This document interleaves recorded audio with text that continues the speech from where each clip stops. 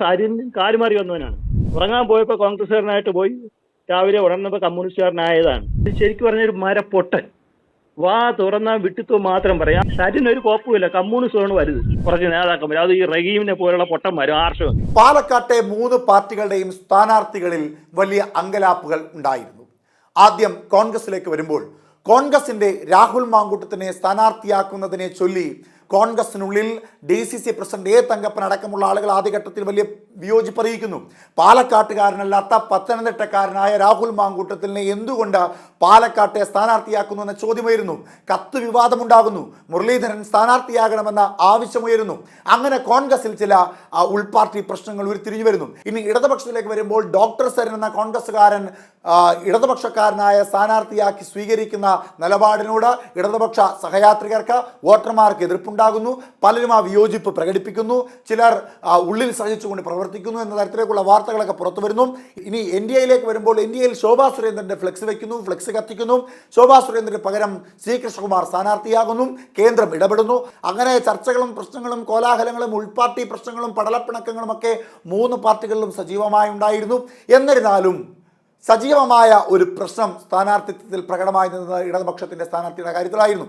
അതായത് ഡോക്ടർ സരിൻ എന്ന കോൺഗ്രസ്സുകാരനെ ഇടതുപക്ഷ സ്ഥാനാർത്ഥിയായി സ്വീകരിക്കുന്ന പ്രവണത ശരിയായിരുന്നില്ല എന്നും, ഒപ്പം പാലക്കാട്ട് ഒരു കടുത്ത പോരാട്ടത്തിന് വേണ്ടിയിട്ടായിരുന്നു പാർട്ടി തീരുമാനമെടുത്തിരുന്നത് എങ്കിൽ എന്തുകൊണ്ട് ചിഹ്നം നൽകിയ ഒരു സ്ഥാനാർത്ഥിയെ മത്സരിപ്പിക്കുന്നില്ല എന്ന ചോദ്യങ്ങളൊക്കെ ഉയർന്നിരുന്നു. ഇപ്പോൾ ഇടതുപക്ഷത്തിൻ്റെ ഏറ്റവും പ്രധാനപ്പെട്ട ചാനലായ കൈരളി TV-യിൽ ഒരു ഇടതുപക്ഷ സഹയാത്രികൻ, ഒരു ഇടതുപക്ഷ അനുഭാവി ആണി വിളിച്ചിട്ട് സ്ഥാനാർത്ഥിയായ ഡോക്ടർ സരിനെതിരെ രൂക്ഷമായ രീതിയിൽ ചില കാര്യങ്ങൾ, ചില വിഷമങ്ങൾ, ചില പ്രതിഷേധങ്ങൾ പ്രകടിപ്പിക്കുന്നു. ആ വാക്കുകൾ കേൾക്കാം. ഞാൻ വിളിച്ചതേ നമ്മുടെ പാലക്കാട് ഇലക്ഷൻ ഉണ്ടല്ലോ, അതില് നമ്മുടെ ന്യൂസിൽ എപ്പോഴും സരിൻ എന്നത് ഹൈലൈറ്റ് ചെയ്യേണ്ട കൂടുതൽ. കാരണം നമുക്ക് വേറെ എന്തെല്ലാം പറയാനുണ്ട്. നമ്മുടെ ഭരണ നേട്ടങ്ങൾ, പെൻഷൻ, അങ്ങനെയുള്ള പിണറായി മുഖ്യമന്ത്രിയെ കുറിച്ച് പറയാനുണ്ട്, മുഖ്യമന്ത്രിയുടെ പ്രവർത്തനത്തെ കുറിച്ചൊക്കെ നമുക്ക് ഒരുപാട് പറയാനുണ്ട്. സരിനെ എന്തിനാണ് ഇത്രയും പ്രൊമോട്ട് ചെയ്യുന്നത്? സരിൻ നമ്മൾ പ്രൊമോട്ട് ചെയ്യുമ്പോൾ നമുക്ക് നെഗറ്റീവ് ഇമ്പാക്റ്റ് ആണ് ഉണ്ടാകുന്നത്. അങ്ങനെ പ്രൊമോട്ട് ചെയ്ത് വോട്ട് ചെയ്യിക്കുമ്പോൾ നിഷ്പക്ഷമായിട്ടിരിക്കുന്ന ആൾക്കാർക്ക് അത് ഇത്ര സുഖിക്കുന്നതായിട്ട് തോന്നുന്നില്ല. കാരണം സരിൻ കാലുമാറി വന്നവനാണ്. ഉറങ്ങാൻ പോയപ്പോൾ കോൺഗ്രസ്സുകാരനായിട്ട് പോയി, രാവിലെ ഉണർന്നപ്പോൾ കമ്മ്യൂണിസ്റ്റുകാരനായതാണ്. അതുകൊണ്ട് സരിനെയല്ല പ്രൊമോട്ട് ചെയ്യേണ്ടത്, നമ്മുടെ ഭരണത്തെ. നിങ്ങൾ എപ്പോഴും നോക്കിയാലും ചാനലിൽ നോക്കിയാലും കുറച്ച് വലിയ സഖാക്കൾ വന്ന് സരിൻ ആരുമല്ല, പാർട്ടിയാണ് വലുത്.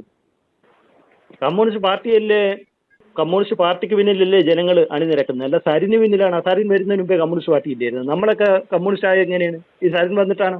എപ്പോഴും നോക്കിയാൽ ഈ ചാനലിൽ നമ്മളല്ലേ ജനങ്ങളെ ഫേസ് ചെയ്യുന്നത്. സരിൻ എന്ന് പറയുന്നത് എന്തിനാണ്? അയാൾ വാ തുറന്ന വെറും പൊട്ടത്തരം മാത്രമാണ് പറയുന്നത്. അത് കേൾക്കേണ്ട ഗതികേട് നമ്മളെപ്പോലുള്ള സഹാക്കൾക്കാണ് ഉണ്ടാകുന്നത്. അത് നിങ്ങൾ തിരിച്ചറിയണം. നിങ്ങൾ കുറച്ച് പേര് ചാനലിലിരുന്നാലേ വലിയ നേതാക്കന്മാർ വന്ന് സരിൻ വന്നിട്ടാണ് കമ്മ്യൂണിസം ഉണ്ടായത്. അതാണ് കമ്മ്യൂണിസം. നമുക്ക് എന്തെല്ലാം കമ്മ്യൂണിസ്റ്റ് നേതാക്കൾ അവിടെ ഉണ്ടായിരുന്നു മത്സരിക്കാൻ പറ്റിയ, അതെല്ലാം ഒഴിവാക്കി ഇതുപോലെ ഒരു ശരിക്കും പറഞ്ഞൊരു മരപ്പൊട്ടൻ.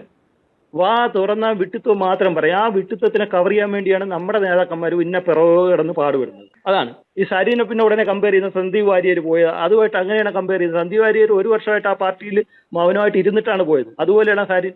അയാൾ ഒറ്റ രാത്രി കൊണ്ട് കമ്മ്യൂണിസ്റ്റുകാരനായതാണ്. അങ്ങനെയാണ് കമ്മ്യൂണിസം, നമ്മൾ പഠിച്ച കമ്മ്യൂണിസം. എന്നിട്ട് നിങ്ങളുടെ ഒരു ചാനലും തുറന്നു വെച്ചിട്ട് ചാനലിൽ ഇങ്ങനെയുള്ള ഈ വിട്ടിത്വങ്ങൾ പ്രചരിപ്പിക്കുന്നുണ്ടല്ലോ. നിഷ്പക്ഷമായ വോട്ടാണ് നമുക്ക് നഷ്ടപ്പെടുന്നത്. നമ്മുടെ ആളുകൾ ഫേസ് ചെയ്യുമ്പോൾ ആളുകൾ ചോദിക്കുന്നത് അതാണ്, ഇതാണ് കമ്മ്യൂണിസം. കുറച്ച് നേതാക്കന്മാർ വന്ന് ഇങ്ങനെ ഈ ആർഷോ, പിന്നെ റഹീം, ഇവരൊക്കെയാണ് നമ്മുടെ ഈ പാർട്ടി ഇല്ലാതാക്കുന്നത്. വാ തുറന്ന പൊട്ടത്തരം മാത്രം. എല്ലാവരും അടിമകളെ പോലെ ജീവിക്കണം എന്നുള്ളതാണ്. സാധാരണ ജനങ്ങളെ വോട്ട് നമുക്ക് കിട്ടിയാലല്ലേ പാർട്ടി രക്ഷപ്പെടും. അത് ചെയ്യില്ല. ഏതെങ്കിലും ഇതുപോലെയുള്ള വിഴുപ്പ് പാണ്ടത്തെ കൊണ്ടുവന്ന് നമ്മുടെ തലയിൽ വെച്ചിട്ട് പ്രവർത്തകരെല്ലാം അടിമകളായിട്ട് അങ്ങ് ജീവിക്കണം. നിങ്ങളൊരു ചാനൽ വഴി ഇങ്ങനെ കുറച്ച് സത്യങ്ങളോ അർത്ഥസത്യങ്ങളോട് ചേർത്ത് ഇങ്ങനെ വിട്ടികളാക്കും. അത് കേട്ട് കുറച്ച് കമ്മ്യൂണിസ്റ്റുകാർ അടിമകളായിട്ട് ജീവിക്കും. എന്നും എല്ലാവർക്കും അങ്ങനെ ജീവിക്കാൻ പറ്റുമോ? ജനങ്ങൾ അങ്ങനെയാണ്, അടിമകളാണ്. നമ്മുടെ പാർട്ടിയുടെ അടിമകളാണ് ജനങ്ങൾ. അടിമകളായിരുന്നു നമ്മൾ പാർലമെന്റ് ഇലക്ഷൻ തോക്കുവരുന്നത് അവിടെ ഇല്ലല്ലേ? അതുകൂടെ തിരിച്ചറിയണം. അപ്പൊ ചാനൽ വഴിയെങ്കിലും മാന്യമായിട്ട് ഈ സരിനൊരു കുഴപ്പമില്ല, കമ്മ്യൂണിസമാണ് വലുത്, പാർട്ടിയാണ് പ്രൊജക്ട് ചെയ്യേണ്ടത്. ഈ സരിൻ എന്ന് പറഞ്ഞാൽ ശരിക്കും പറഞ്ഞാൽ മന്ദബുദ്ധി, ഒരു നഴ്സറി കുട്ടികളുടെ നിലവാരം പോലും ഇല്ലാത്തവനാണ്. വാ തുറന്നാൽ നിങ്ങൾക്ക് തന്നെ അറിയാം. പക്ഷെ തിരിച്ച് നമ്മുടെ ഒരു സ്ഥാനാർത്ഥി നിർത്തിയിരുന്നെങ്കിൽ, പാർട്ടിയുടെ LDF-ന്റെ നിർത്തിയിരുന്നെങ്കിൽ തോറ്റാലും ഒരു അന്തസ്സുണ്ടായിരുന്നു. ആ പാർട്ടിയുടെ ഇമേജാണ് നഷ്ടപ്പെട്ടുകൊണ്ടിരിക്കുന്നത്. ഇതുപോലെ ഒരു മരപ്പൊട്ടനാണ്, സത്യം പറഞ്ഞാൽ മരപ്പൊട്ടൻ. നമുക്ക് തന്നെ നമ്മുടെ അണികൾക്ക് പോലും ഉൾക്കൊള്ളാൻ പറ്റുന്നില്ല. കുറച്ച് നേതാക്കന്മാർ, മന്ത്രി രാജേഷും, അത് ഇപ്പൊ കാല് മാറിപ്പോയി. നമ്മുടെ ബാലസഖാവല്ലേ പറഞ്ഞ അവൻ വളരെ നല്ലതാണ്, ക്രിസ്റ്റലാണ്, ഗോൾഡ് ആണെന്നൊക്കെ പറഞ്ഞു കിടന്നിട്ട് അവൻ കാല് മാറി കോൺഗ്രസിൽ പോയപ്പോ അവൻ അങ്ങനത്തോ ഇങ്ങനത്തോ. ഇതെല്ലാം ജനം കേൾക്കുന്നില്ലേ? ഇതെല്ലാം നമ്മളല്ലേ ഫേസ് ചെയ്യുന്നത്? നമ്മുടെ പോലുള്ള പ്രവർത്തകരല്ലേ ജനങ്ങളെ അഭിമുഖീകരിക്കുന്നത്? ഇത് വല്ലോ ഈ ചാനലിൽ ഇരിക്കുന്നവന്മാരോ ഈ നേതാക്കന്മാരോ അറിയുന്നുണ്ടോ? അതൊന്നുമില്ല. കമ്മ്യൂണിസത്തെയാണ് വളർത്തേണ്ടത്, പാർട്ടിയാണ് വളർത്തേണ്ടത്. അതുപോലെ അല്ലാതെ ഇതുപോലെ വരുന്ന വിഴുക്കുവാണ്ടം സരിനല്ല. ആദ്യം നിങ്ങൾ അതുകൂടെ മനസ്സിലാക്കി.